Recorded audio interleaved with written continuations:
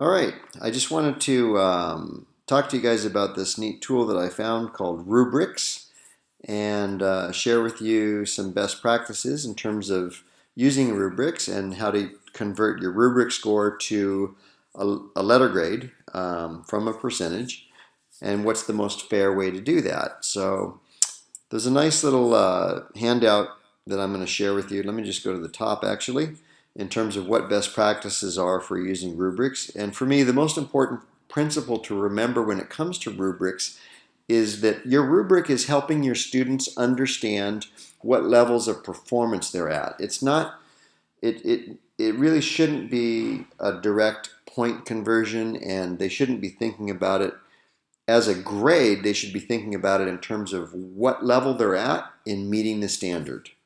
Okay, and I have to say, in browsing through your portal pages and your classes, I have seen a lot of you posting rubrics, and I know you're using rubrics. And I have talked to some students that are concerned that sometimes they don't understand how their rubric score is bringing their grade down. And so it occurred to me that perhaps some of these best practices for using rubrics and converting them to grades are not actually in place. So I just want to explain some of these best practices to you. The first thing to remember is you do not directly convert your rubric level scores to percentages.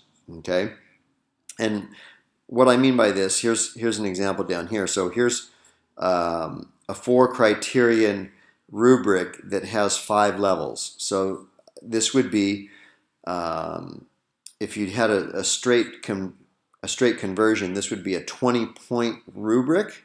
Okay, so this would be worth 5 points if a student scored all level 1s, and if they scored all level 5s, then they would be 20 points. And a 20 out of 20 should be 100%.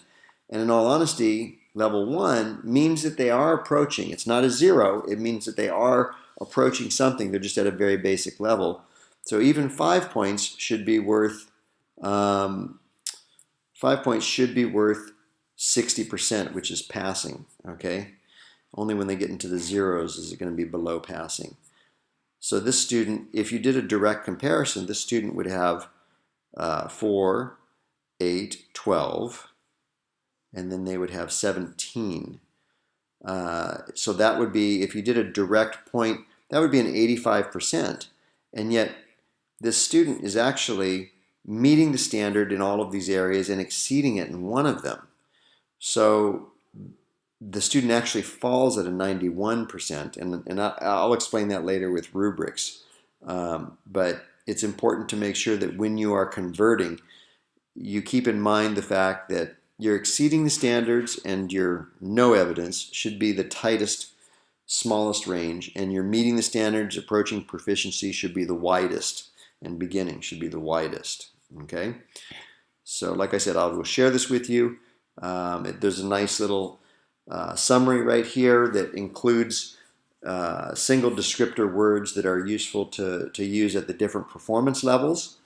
You can see here, these are the descriptors for the exceeding the course standards performance level, and this is the corresponding grade percentage. And if you go all the way down, you will see that only when there's no evidence, where the student has provided no evidence of understanding the basic skills, that's when the student falls below 60%. Okay, so let's go over here to rubrics. And again, rubrics also gives a description in terms of what errors that even experienced teachers often make when it comes to converting percent grades. And in this particular case, this is a 4x4 rubric, so you have 4 levels, 4 areas of criteria. Maximum possible points would be 16. This student gets 3, 6, 7, 8, 9. 9 out of 16, if you do a direct conversion, that's a 56%.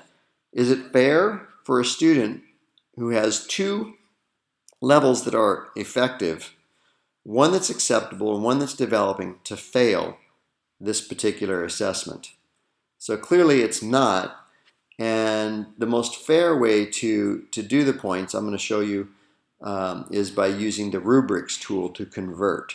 Okay, and essentially the way the Rubrics tool works is it starts with 100% over here to 60% right here, and then it evenly divides these levels so that your points will basically end up adding up to the same number of points, but your percentage is higher.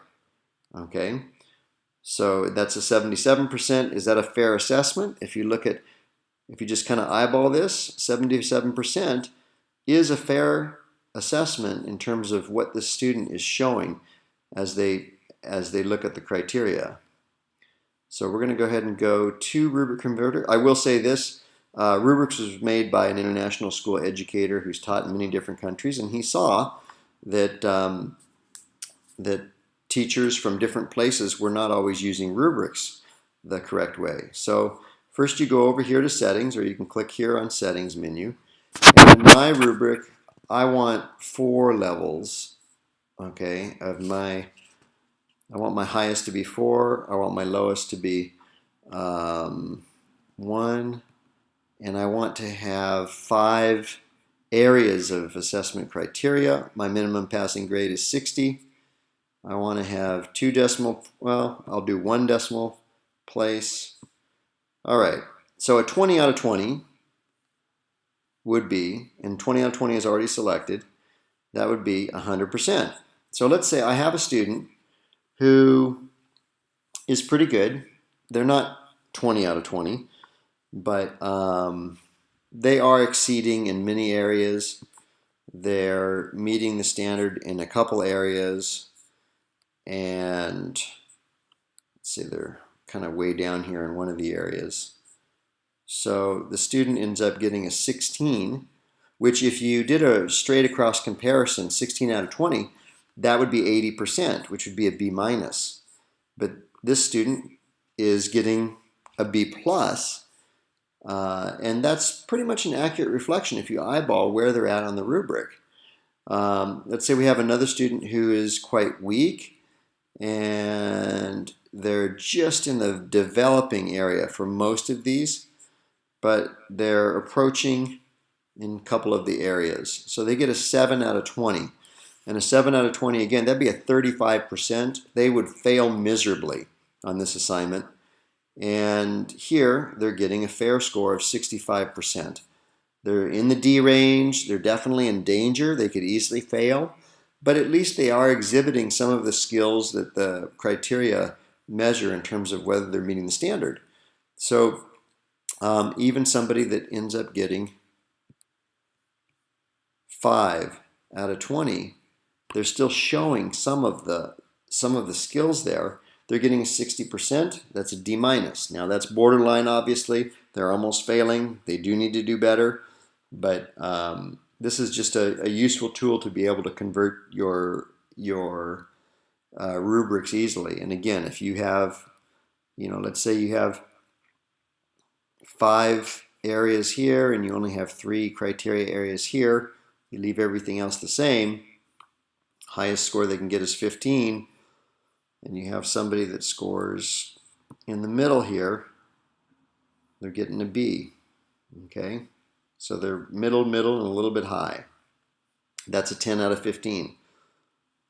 So play around with this, and I recommend that you take a look at this, and please use this so that we are assigning grades in a fair manner while we're still using rigorous rubrics. Thank you.